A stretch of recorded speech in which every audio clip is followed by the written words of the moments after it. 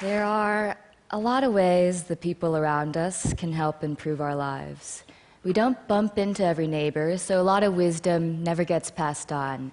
But we do share the same public spaces. So over the past few years, I've tried ways to share more with my neighbors in public space, using simple tools like stickers, stencils, and chalk. And these projects came from questions I had like, how much are my neighbors paying for their apartments?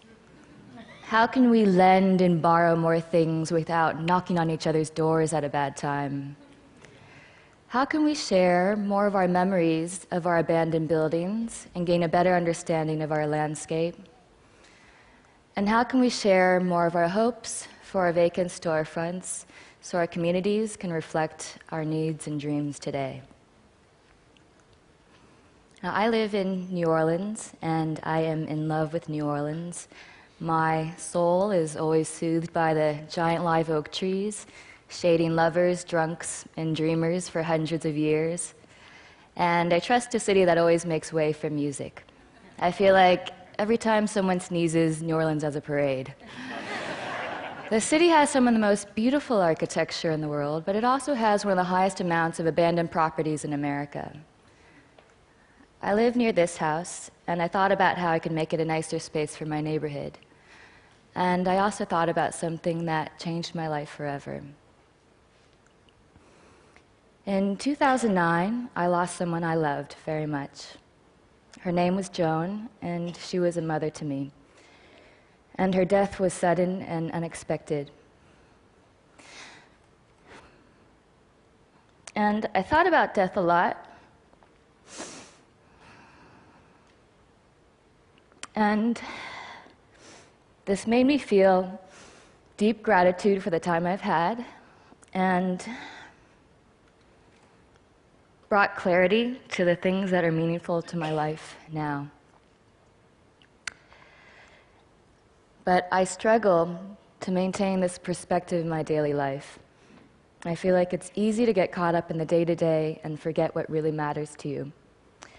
So with help from old and new friends, I turned the side of this abandoned house into a giant chalkboard and stenciled it with the fill-in-the-blank sentence, "Before I die, I want to." So anyone walking by can pick up a piece of chalk, reflect on their lives, and share their personal aspirations in public space.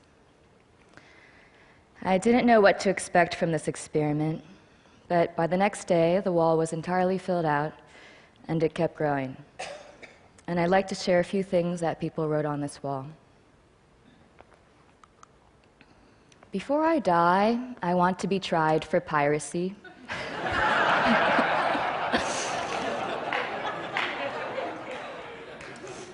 Before I die, I want to straddle the international dateline. Before I die, I want to sing for millions. Before I die, I want to plant a tree. Before I die, I want to live off the grid. Before I die, I want to hold her one more time. Before I die, I want to be someone's cavalry.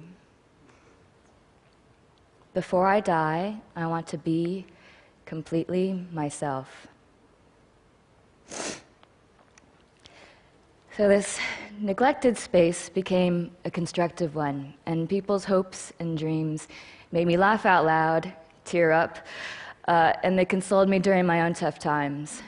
It's about knowing you're not alone. It's about understanding our neighbors in new and enlightening ways.